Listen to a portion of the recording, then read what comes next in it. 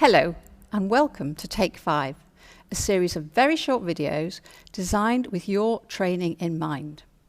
Based on evidence, research and sound good practice, we're going to share some top tips about how to support your learners, build your training better and eventually help your organisation too. I'm Stella Collins, Chief Learning Officer at Stella Labs, and we're going to get started with some basic ideas to avoid. Basic stands for boredom, abstract, stress, information overload, and cognitive overload. So starting with B for boredom. It turns out that we really don't like being bored. In a study in Science magazine in 2014, people who were asked to sit in a room and do nothing preferred to give themselves an electric shock rather than feel bored. Social isolation also leads to boredom, and social isolation can be as painful as a real pain. It could be relieved with aspirin, but you don't want to do that to your learners. You don't want to be giving them medications. You need to devise training that is not boring. A stands for abstract ideas, which are much harder for our brains to process than concrete experience. We've evolved to process the things we see, the things we hear, the things we feel, smell, touch, taste. And yet how often do we give people concepts, theory, difficult things to actually imagine? It turns out our brains remember things much more easily and react more strongly when we're actually talking about things that people can see, touch, hear and smell.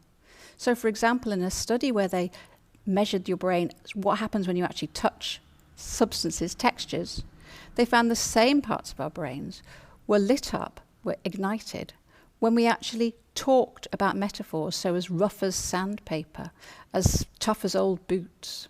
So make things concrete, not abstract. S stands for stress. Stress reduces our performance, it reduces our productivity, and it significantly affects our learning. Stress destroys hippocampal brain cells, and those are the ones that support our memory. So reducing stress in your training can really help people remember what you learn and help them recall it later on. I stands for information overload, which can make you feel just as sick as overeating.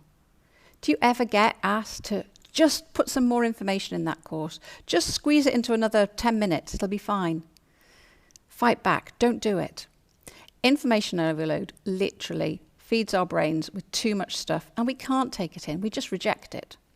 So instead of feeding more and more content until people feel bloated and satiated and really don't want any more, break it into small chunks, make it into snacks, spread it across time so that people can have time to absorb it. And cognitive overload, similar but slightly different, is about when our brains just can't process two lots of information at the same time. Try this little experiment after the video. Time yourself and then write down the numbers from 1 to 26, followed by the letters A to Z.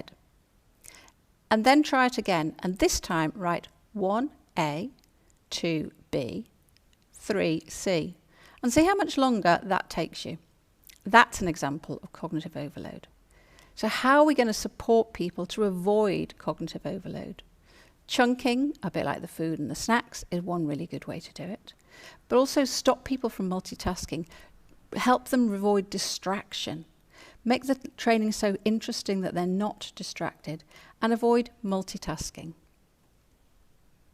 Those are my basic tips to avoid.